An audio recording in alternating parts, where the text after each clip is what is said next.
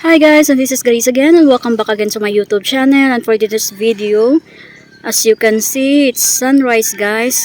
We've been walking early this morning around 4:30, and as you can see, we are here at the seaside in Malapay. And as you can see, it's beautiful sunrise there, and there's a lot of mangrove.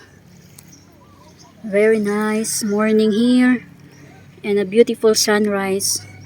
So it's starting a beautiful day for us here, and hope you guys all have a beautiful day ahead. And very pretty. Look at that, the sunrise, and it's high tide this morning. And Virgil is here. Virgil, say hi guys. Hi guys. Hi everyone. We've been having a early walk this morning, and we can see this beautiful sunrise. It's high tide.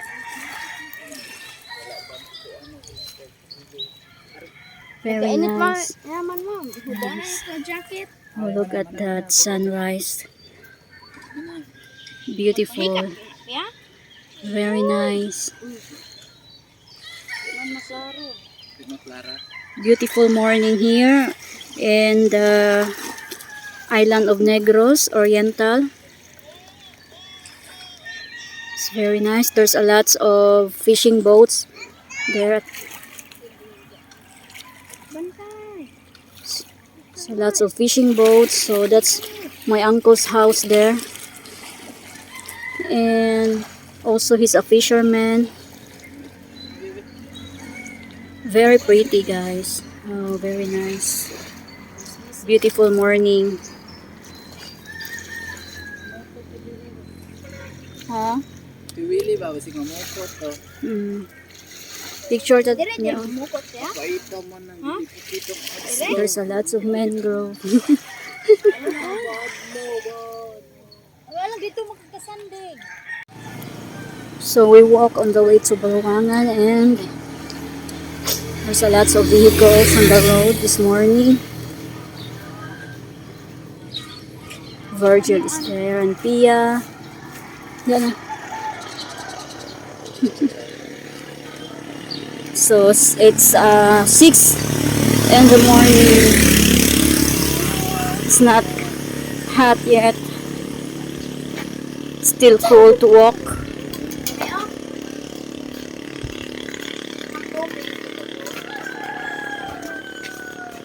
Nice. Tarungan.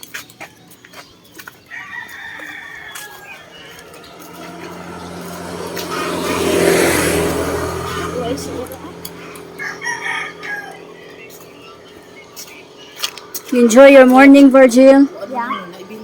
Seaside. Huh? And it's a seaside. Wants to go seaside. Seaside, they're not open early.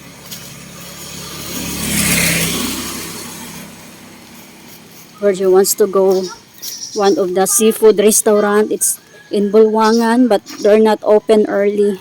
I think they open around 11 a.m. So still close this morning.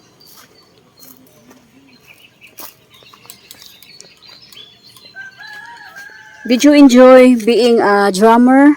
Nangga? Huh? Virgil is drummer here in the school. We have a band member, and he's a drummer, and he have that snare drum, and he really enjoy it. And they have a competition this coming December, and he's very excited for that.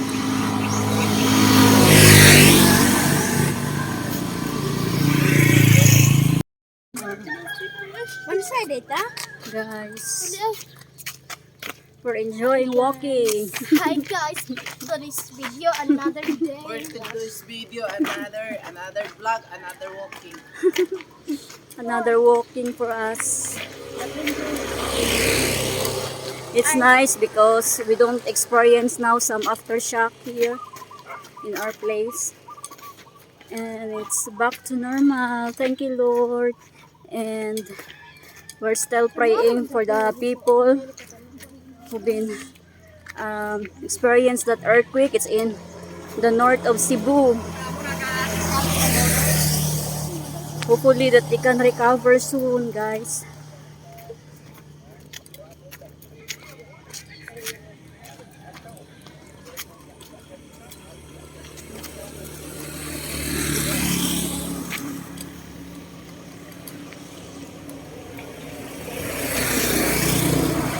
A beautiful morning here in the Philippines.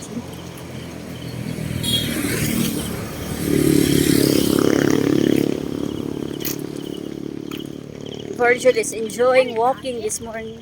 Did you enjoy this morning, Langga? Virgil? Yeah. Huh? Yeah. We're having fun. Buntis. We're having fun in the Philippines. Virgil, don't step on the dog poo poo. There's a lot of dog poo in the road. And we're enjoying our morning here, walking. It's a good exercise.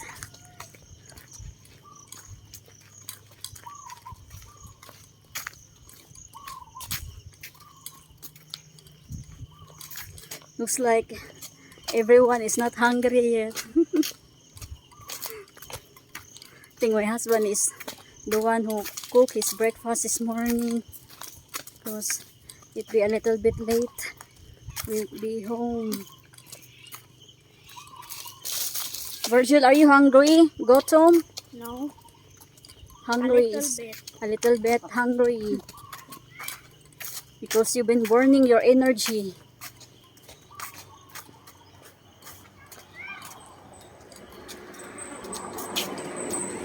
Ice cream. No, Ice cream. there's no ice cream. Want some ice cream but no ice cream. Wala man tayo makanan diha no. Oh.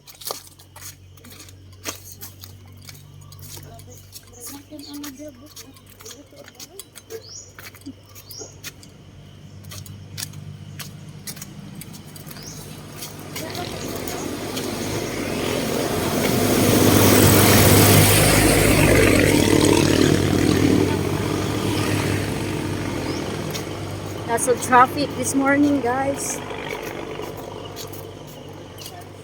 People is going to work, back and forth.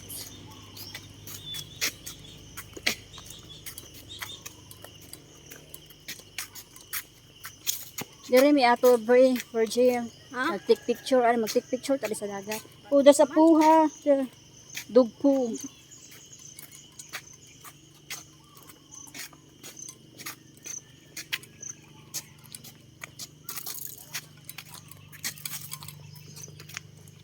Oh, so nice, beautiful water here.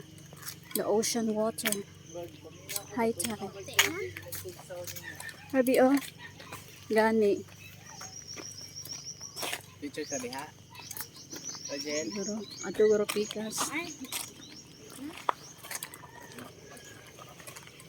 Ano pa na kung Ibon. Nice ligo dia oh. Gana bato-bato. Seaside. High tide, guys.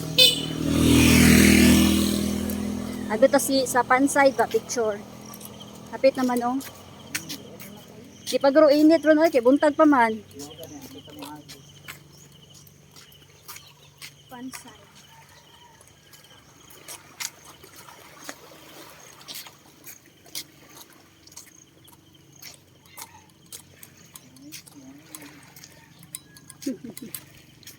Kita na to lang blue nga hagdanan. Banga agi. It's so nice when you walk early in the morning. We've been a little bit late this morning because one of my friend, my relative, did not wake up early. I was alarm my phone around 3:30 in the morning, and I woke them up because they don't hear their alarm. Maybe Kangkig views. they fall Million. asleep. Magmaon niya. Napit na ta. Kita na to blong hagdanan ba? Ngambak ta. Lalong rap ito. Hapon og marang. Nice ka.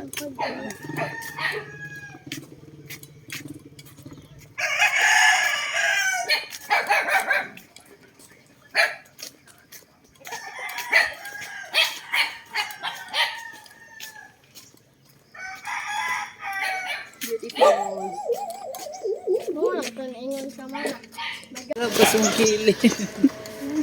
So we're going here at the Panside seaside. It's nice. Beautiful morning.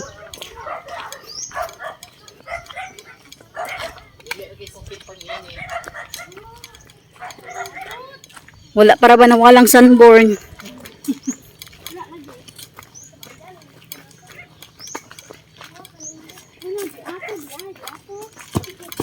Uy, mga tagak taon.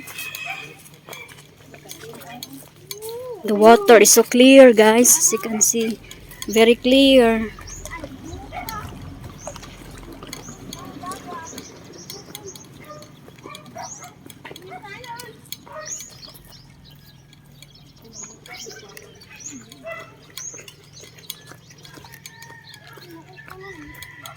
Syara usaday. Mamukot.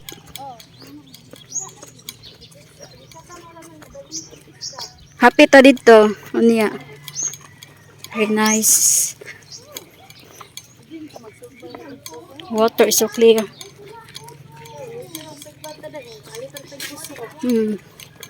O balik ka ta dito ba? Kung dito abli ang suan.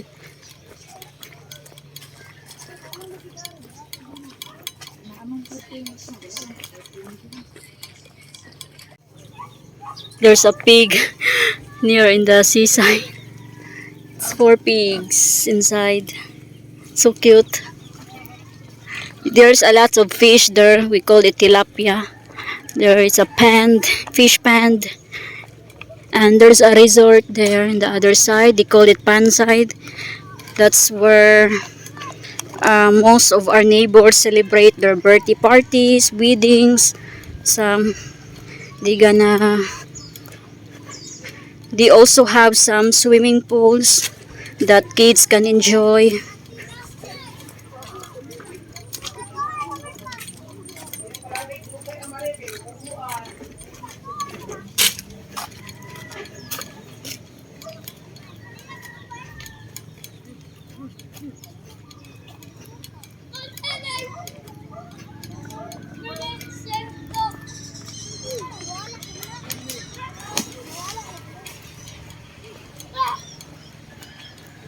There's some kids swimming at the side here. They're enjoying the cold water. Sea water. Hi, good morning. Beautiful smile.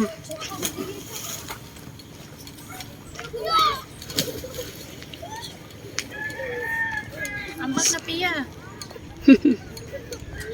Virgin Pia. They really wants to go swimming, but we don't bring some extra clothes for them.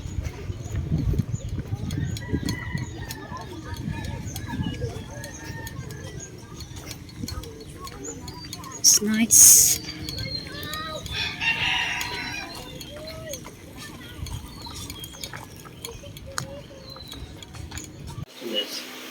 Hi guys, so we already arrived here in the house. So we walk 10.44 kilometers. This is almost 11 kilometers. But we stopped first there at the seaside because one of my relatives has been fishing. So we wait for him, and we also ride a motor bike on the way home because Virgil's legs is very pain. So we really had a good time there. We also eat breakfast there at Bulwangan. They have some restaurant there that we can have breakfast because Virgil is a little bit hungry. And he really enjoyed the walking this morning. And he said that he will do it again tomorrow. But I'm not sure if we are able to go tomorrow because I'm gonna do some household chores here in the house. And my husband right now is taking a nap. His tummy is not been feeling good. I already gave him some medication for diarrhea, and he also drinks some Pocari Sweet so that he needs a lot of liquids, and that's why I gave that Pocari Sweet. There's some to make him more to have energy. So that's what he take. And let's check our chicks here in the brother box, guys. There's pretty flowers here.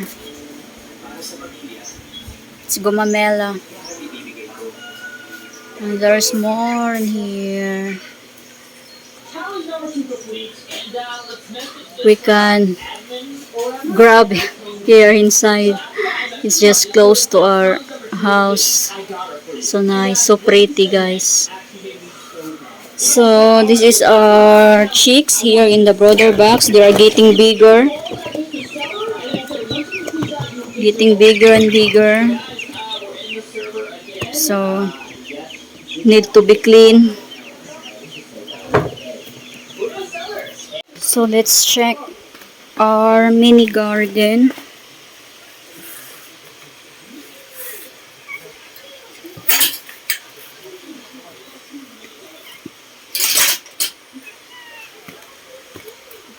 We don't have we have papaya here.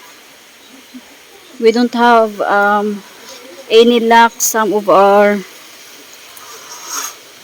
vegetables that we plant here down here because lots of chickens, dogs, they've been disturbing the plants. So we have some corn here.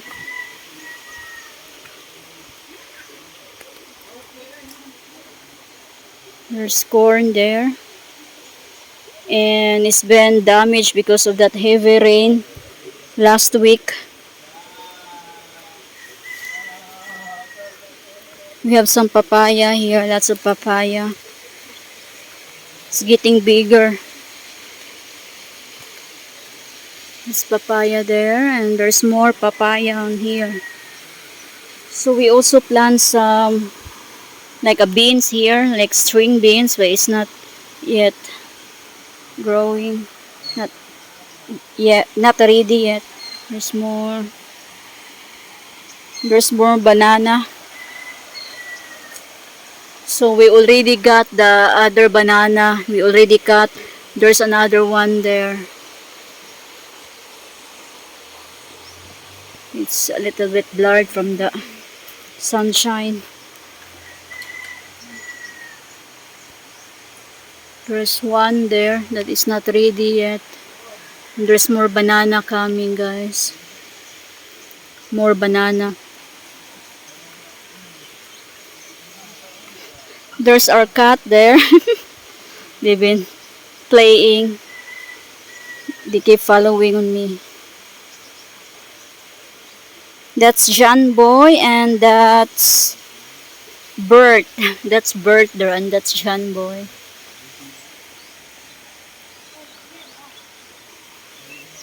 There's more corn here. More corn. Hopefully it will grow because of the heavy rain, some of our corn, it's been washed out because last week some of our corn is still small. I mean this one, it's still small, then it just washed out from the heavy rain, so it damaged. So hopefully that we can have corn in the next couple of months. And this one, I think this is a mango tree. This is a mango seedlings here. I'm not sure, but we need some plants here because we are near here at the creek, and if there's a big flood, the soil here, there's no big trees to protect from the water, so we need some strong trees on this side here, because as you can see, it's a very soft, the soil is very soft. So we are planning that we're gonna put some rock on this side here, some rock, and we're gonna put some cement so that when there's a big flood, it won't affect here in our house because we live near in the creek. But right now we don't have enough budget for that. We need to wait to do this. As you can see, the soil is very soft this side here, all over there. So hopefully that we can able to do this. We can put some cement and some stones all the way from here to there, because as you can see, our house is very close to the creek. Then when there's a flood, the water will be coming in here. So the soil is very soft. That's why we need to plant some big tree. That's why my father plants some mango there, seedlings, mango seedlings. Then it will grow. It takes time to grow. So hopefully we can able to cement on this side here, so that we not be worried about the water going closer to our house. So this one over here, we call it alugbati. This is kind of vegetables that most of the Filipino likes to eat, especially when they make some vegetable soup. They can put together with malunggay on this one, and squash. It be very, very delicious. So my father also planted this one over here. And we have this manzanitas tree over here. We plant also to protect from the water, the soil. I'm gonna show you guys closer. So this one, we call it manzanitas tree. There's a small fruit on that you can eat. I'm gonna show you. So there's a small fruit on this one. You can eat this one when it's ripe. Very small.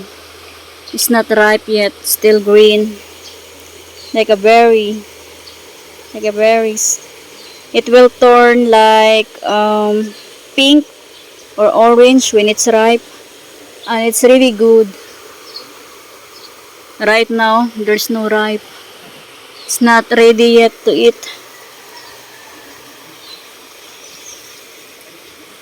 We have a lot of manzanitas tree here.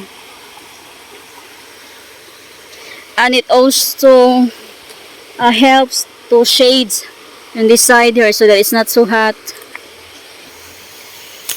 Especially when we do laundry over there. We can have some shade. It's not so hot for us.